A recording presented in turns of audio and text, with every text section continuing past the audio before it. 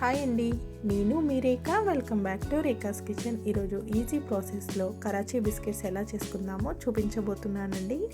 ఈ రెసిపీ చేయడం చాలా ఈజీ అండి. మనం ఇంట్లోనే బయట షాప్లో కొన్నట్టుగా కరాచీ బిస్కెట్ని రెడీ చేసేసుకోవచ్చు. చూసారు కదా, మనం చూస్తుంటేనే అర్థమవుతుంది మనకు బిస్కెట్స్ చాలా క్రిస్పీగా వచ్చాయని.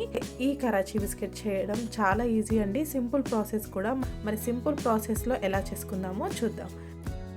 పిండిని మిక్సీ చేసుకోవడానికి వీలుగా ఉండేలాగా ఒక మిక్సింగ్ బౌల్ని తీసుకొని ఆ బౌల్లోకి మైదా పిండిని తీసుకుంటున్నానండి. 2 కప్స్ మైదా పిండిని వేసుకోవాలండి. మీకు హెల్తీగా కావాలి అనుకుంటే మీరు మైదా పిండి ప్లేస్లో గోధుమ పిండిని కూడా వాడచ్చు. అలాగే ఒక 1/2 కప్పు వరకు కస్టర్డ్ పౌడర్ని వేసుకుంటున్నానండి. మనకు ఈ కస్టర్డ్ పౌడర్తో మనకు కరాచీ బిస్కెట్స్ సేమ్ బయట షాప్లో కొన్నట్టుగా టేస్ట్ వస్తుంది. అలాగే 1/2 కప్పు వరకు మిల్క్ పౌడర్ని వేసుకుంటున్నాను. వీటితో పాటుగా 1 స్పూన్ వరకు బేకింగ్ పౌడర్ని వేసుకోవాలి. అలాగే 1/2 టీ స్పూన్ బేకింగ్ సోడా, చిటికెడు సాల్ట్ కూడా వేసుకుంటే మనకు బిస్కెట్స్ మంచి ఫ్లేవర్ ఉంటాయండి. వీటన్నిటిని ఒకసారి బాగా కలిపేసి ఇలా కలుపుకున్న పిండిని పక్కన పెట్టేసుకొని మరొక మిక్సింగ్ బౌల్ తీసుకొని ఈ బౌల్లోకి మనము సగం కప్పు వరకు షుగర్ని తీసుకోవాలండి. నేను షుగర్ని మిక్సీ చేసి ఈ విధంగా పౌడర్ లాగా చేసుకొని వేసుకోవాలి.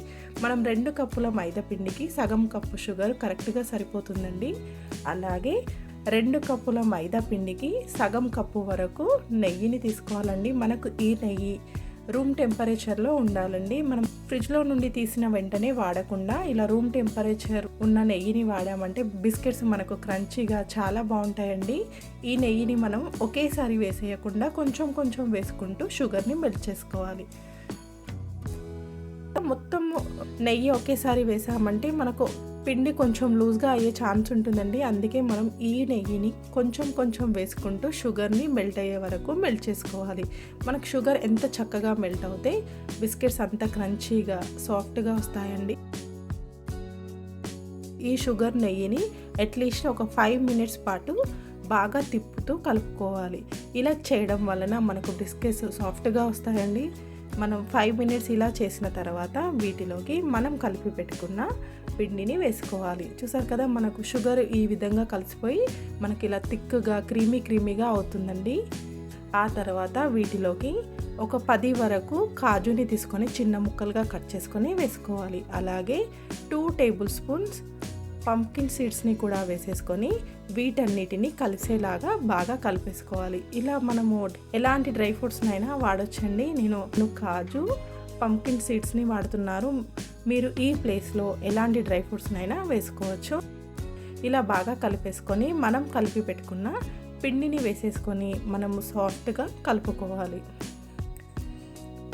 చూసారు కదా, ఈ విధంగా పిండిని వేసేసుకొని నెయ్యి షుగర్లో కలిసేలాగా బాగా కలుపుకోవాలండి. గట్టిగా చేయకుండా వేళ్ళతోనే నలుపుకుంటూ పిండిని ముద్దలాగా చేసుకోవాలండి.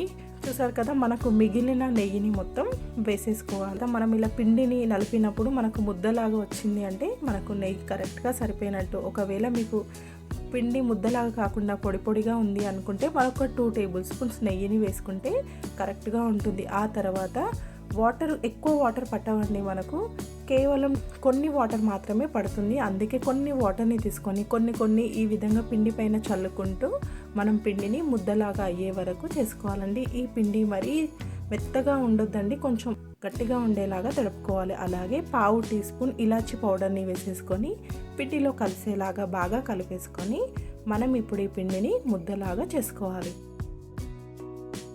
చపాతీ పిండిలాగా కాకుండా కొంచెం గట్టిగా ఉండాలండి. చూసారు కదా, మనకు ఇలా విరగగానే విరిగిపోతుంది. మనం నెయ్యిని వాడాం కదా, మనకు బిస్కెట్స్ చాలా సాఫ్ట్గా వస్తాయండి. ఈ విధంగా పిండిని కలిపేసుకొని ఇప్పుడు మనం ఈ పిండిని ఈక్వల్గా ఉండేలాగా కొంచెం మందం ఉండేలాగా స్ప్రెడ్ చేసుకోవాలండి. ఫస్ట్ మనకు ఇలా పిండిని ప్రెస్ చేస్తుంటే విరిగిపోతుంది. తర్వాత మనం ఇలా ప్రెస్ చేస్తుంటే ఈజీగా సెట్ అవుతుందండి. పిండిని ఈ విధంగా సెట్ చేసుకొని మనకు కావాల్సిన షేప్లో కట్ చేసుకోవాలి. కరాచీ బిస్కెట్స్ ఏ సైజులో ఉంటాయో ఆ సైజులో మనం కట్ చేసుకోవాలండి. ఈ విధంగా ఈక్వల్గా స్ప్రెడ్ చేసుకొని మనం ఇప్పుడు వీటిని కరాచీ బిస్కెట్ షేప్లో కట్ చేసుకోవాలి. మనం వీటిని మనకు నచ్చిన షేప్లో కట్ చేసుకోవచ్చండి. నేను కరాచీ బిస్కెట్ షేప్లో కట్ చేయాలనేసి ఇలా కట్ చేస్తున్నాను. మనం ఇప్పుడు ఈ సైడ్స్కి ఉన్న పిండిని తీసేసి సేమ్ మళ్ళీ ఇలాగే చేసేసుకొని మనం ఈ బిస్కెట్ షేప్లో కట్ చేసుకోవాలి.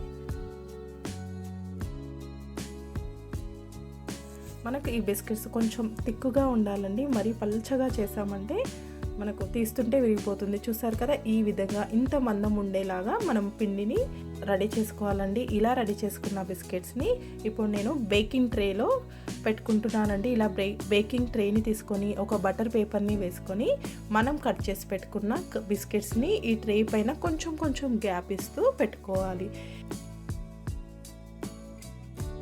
మనకి ఈ బిస్కెట్స్ కుక్ అయిన తర్వాత కొంచెం పొంగుతూ వస్తాయండి, అందుకే కొంచెం గ్యాప్ ఇచ్చి పెట్టుకోవాలి.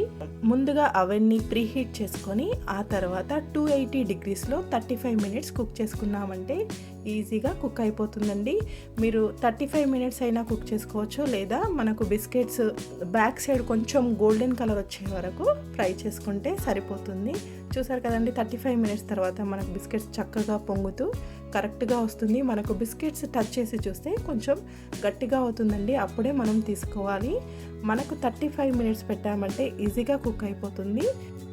చూసారు కదా, మనకు బిస్కెట్స్ మరీ మాడకుండా వెనక సైడ్ లైట్ గోల్డెన్ కలర్ వచ్చే వరకు పెట్టుకోవాలి. చూసారు కదండి, మనకు ఇలా విరచగానే అలా విరిగిపోతుంది.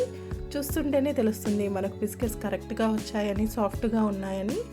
సింపుల్ ప్రాసెస్లో ఇలా మనం బిస్కెట్ని రెడీ చేసుకున్నామంటే చాలా బాగుంటుంది. Easy process. మూత టైట్గా ఉన్న బాక్స్లో పెట్టేసుకొని మనం ఈ బిస్కెట్స్ని 1 month వరకు పాడు కాకుండా స్టోర్ చేసుకోవచ్చండి. మనం ఇలా రెడీ చేసేసుకొని స్టోర్ చేసి పెట్టుకొని పిల్లలు అడగగానే ఇచ్చామంటే పిల్లలు చాలా ఇష్టంగా తింటారండి. చాలా బాగుంటుంది.